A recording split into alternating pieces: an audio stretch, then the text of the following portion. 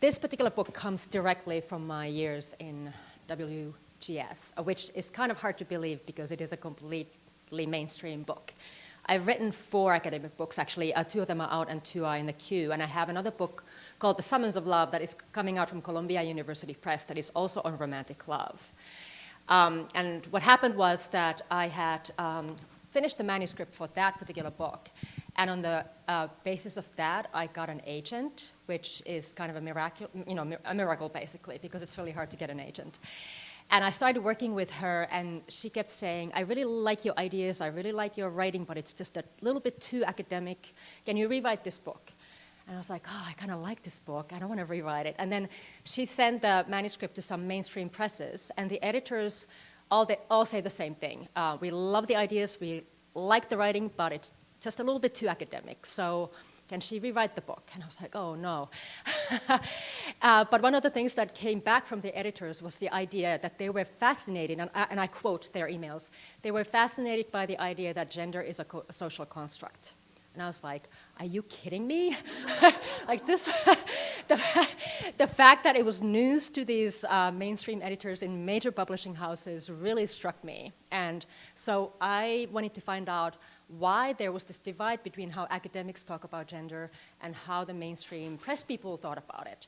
So I went to the equivalent of Barnes & Noble in Canada, and I bought 24 self-help books. And I spent like 5 weeks doing nothing but reading them. And by the end of it, I just wanted to kill myself. And I was so, I don't think I've ever been as angry, intellectually angry in my entire life. And so I emailed my agent and said, I'm not going to rewrite the book that I already have, which was a good call because Columbia took it on later. But I was like, okay, I'm not going to rewrite the book that I already have. I'm going to give you the book that you want. I'm going to give you the book that you need. I'm going to give it to you in like 10 weeks, which I did. I wrote this book in 10 weeks. Because I was so furious, I just had to, get it out. And I realized in the process of reading these self-help books that I was kind of uniquely qualified to write the response to these books because I had been teaching the social construction of gender at WGS for like 13 years, and then after that in Toronto. I had the theoretical background. All I needed to do was to translate that kind of elite theoretical language into mainstream language, which is not that easy to do, but I was kind of like, okay, I went to Harvard. I'm not entirely stupid. I should be able to do this if all these self-help people are able to do it. And so that was my mission. I wanted to write a book that was kind of the anti-self-help book that would give the mainstream straight female reader an alternative to the books that they were buying at Barnes & Noble. And so, just very briefly, the main goal of the book is to critique this whole men are from Mars, women are from Venus mentality that completely permeates our self-help culture. All of those books at Barnes & Noble basically tell you the same thing. Men and women are inherently different. Men and women are wired differently. If you're a woman, you have to learn how to read the male psyche. If you're a woman and don't want to destroy your romantic chances, you better make sure that you don't call the guy too fast, or you don't have sex too fast, and make sure that you don't let the guy know that you know how to use a hammer, and don't screw in a light bulb because that's going to destroy his fragile male ego, and it just goes on and on and on, and it's just really kind of baffling. And so the point of this book is to completely deconstruct that kind of way of thinking about gender. And one of the ways I do that is to attack the kind of evolutionary biological models that they usually fall back on. They kind of like, well, men and women are wired differently because men and women are just like chimps. And I'm like, okay, how come when we are thinking about anything else in our culture, like scientific progress or how to make ice cream or what have you, we don't usually go to chimps for models. But when it comes to men and women, somehow we're supposed to be just like chimps.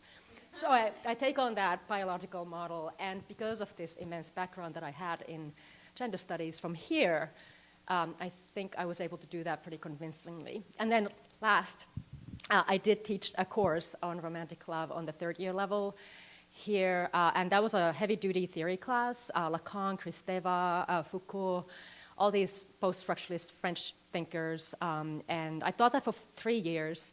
And had a lot of thoughts about love. And so I combined the gender critique and those ideas and then turned them into mainstream language, and this is what came out. So that's that. So, serious dilemmas for me about writing this book was that my target audience was very clear. It was specifically straight women who are addicted to self-help literature.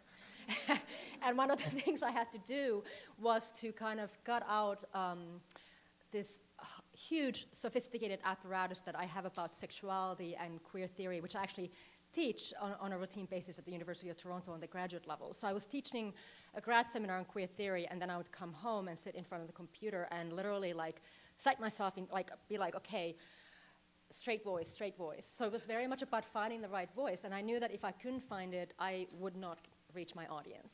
And actually, I have to say, this is just a personal thing, because I think you indirectly contributed to this.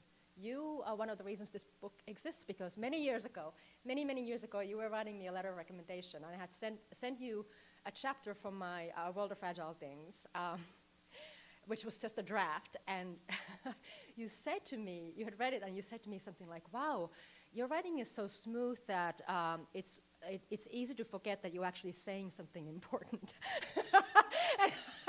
And I totally took it as a compliment. I knew that you meant it as a compliment. It was kind of a backhanded compliment. It was kind of like, your writing is so smooth that it's easy to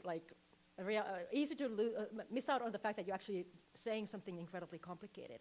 And at that moment, I thought to myself, one day I'm going to use that. One day I'm going to turn that to my advantage, and I'm going to write sentences that are really, really, really easy and accessible, but still conveying complicated ideas. And I think that was the aim here.